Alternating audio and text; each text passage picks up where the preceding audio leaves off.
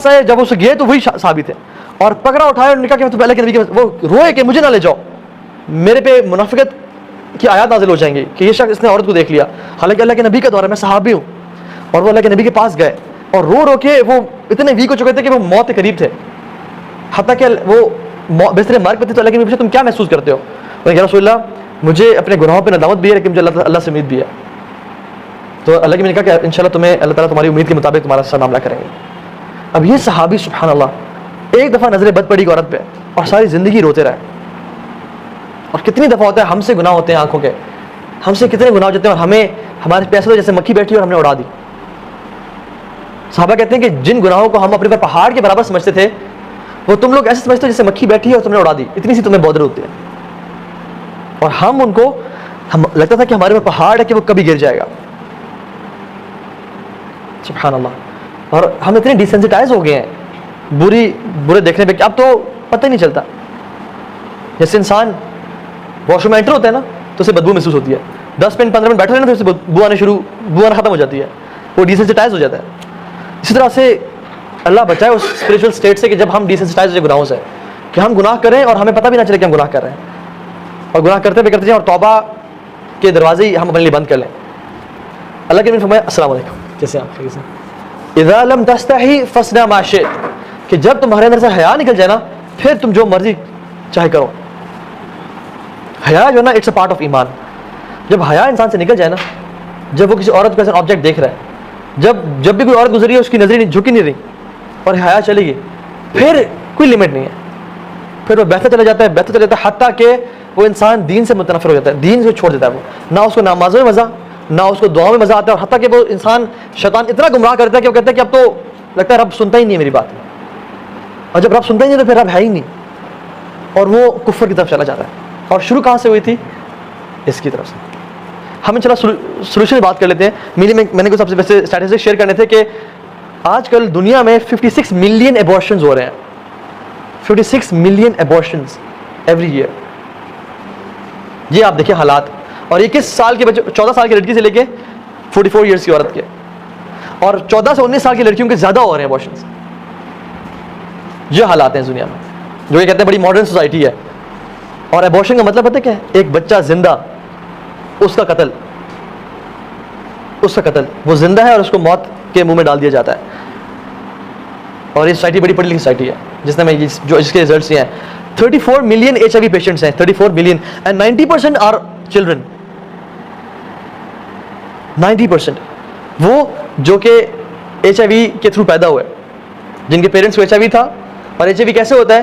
Having multiple sexual relations, या ऐसी जगह पे सेक्सुअल इंटरकोर्स करना जहां पे इस्लाम ने बिल्कुल उसको हराम करार दिया है। तो ये चीज़ है, 90% बच्चे सफ़र करें HIV से, क्योंकि जहां वो पैदा हुए, जिनके थ्रू वो पैदा हुए, वो हराम रिलेशंस में थे, और वो सफ़र करें और उनकी मौत आ रही। 34 मिलियन HIV पेशेंट्स। खैर से बहुत सारे हैं, हमारे पास टाइम कम है। नाउ हम जल्दी से बात करते हैं इसके सोल्यूशन पे। सबसे पहला सोल्यूशन वो ये है कि अपनी नजरें नीचे कर लें। हदीस बात है, जो नजरें हैं ना, बुरी नजर, ये शैतान के तीर हैं, और शैतान का सबसे पहला हमला है। इसके थ्रू सारी चीजें अंदर दिल में जाती हैं। अगर ये आंखें झुकी रहीं तो दिल के हालात ठीक रहेंगे, और अगर आंखें उठी रहीं और ये नीचे ना हुई तो दिल तबाह बर्बाद हो जाएगा, हत्ता कि इंसान कहाँ तक पहुँच जाएगा। और बात सारी शुरू होती है थॉट्स के साथ। इंसान को थॉट्स आती हैं, थॉट्स पे जब वो परसिस्ट करता है, उनको खत्म नहीं करता, आउज़ु बिल्लाहि मिनश शैतानिर रजीम पढ़ के नहीं छोड़ता, तो क्या होता है? फीलिंग्स डेवलप होनी शुरू होती हैं। और जब फीलिंग्स को इंसान खत्म नहीं करता, रोकता नहीं है, तो क्या होता है? एक्शन करता है वो। और जब वो एक्शंस करता रहता है, हत्ता कि उसको रोकता नहीं है, तो वो उसकी सेकंड नेचर और बिहेवियर बन जाता है। ये एक साइकिल है जिसको हम करते हैं। अगर हम थॉट्स से ही रुक जाएं, जो शैतान ने वसवसा दिया कि उस शख्स, उस औरत को देखो, ये वो जो औरत है कितनी, वो आई थिंक तुम्हारे बारे में इंटरेस्टेड है, और she is an easy prey for you, या तो उसके बारे में ऐसा उसको टेक्स्ट करो। यहीं से अगर इंसान नहीं रुकेगा तो क्या हो जाएगा? हत्ता कि वो एक ऐसी बुरी आदत में डल जाएगा कि जहाँ पे उससे निकलना बहुत मुश्किल हो जाएगा, वो फंस जाएगा। तो सबसे पहले शुरू कहाँ से होती है? आंखों से, नजर नीचे। अल्लाह के नबी ने फरमाया कि जो शख्स अपनी निगाहें नीचे कर लेता है अल्लाह के तकवे से, तो अल्लाह ताला उसका उस टाइम एक हूर से निकाह करते हैं, जन्नत की हूर से अल्लाह ताला उसी टाइम उसका निकाह करते हैं। And this is authentic narration. उसी टाइम अल्लाह ताला उसका एक हूर से, और हूर सुभान अल्लाह, no comparison at all with the women of this world. Imagine जब भी आपको नेक्स्ट टाइम दिल चले किसी को देखने का, आप इस मोटिवेशन के साथ नजर नीचे कर लें कि इंशाल्लाह मेरा रब मेरा किसी औरत से निकाह करेगा, जन्नत की औरत से। और वो निकाह थोड़े दिन करेगा जिसमें वो आप पे हुक्म चला रही है कि खाना लाओ, बर्तन धो, खाना खुद गर्म करो, नहीं, बल्कि वो तो ताबेदार और इताअत करने वाली होगी। ठीक है, तो सबसे पहले नजर नीचे। दूसरी चीज़, अगर इंसान को शहवात डिज़ायर्स तंग करें तो वो रोज़े रखें, क्योंकि रोज़ा बहुत बड़ी चीज़ है जो कि इंसान की शहवत को रोकता है। ठीक है। तीसरी चीज़, शादी, उसका बहुत बड़ा इलाज है। अगर इंसान को शहवत तंग कर रही है तो यू शुड गेट मैरिड और अपनी ख्वाहिशात को उसके सही जगह पर इस्तेमाल करें। ठीक है।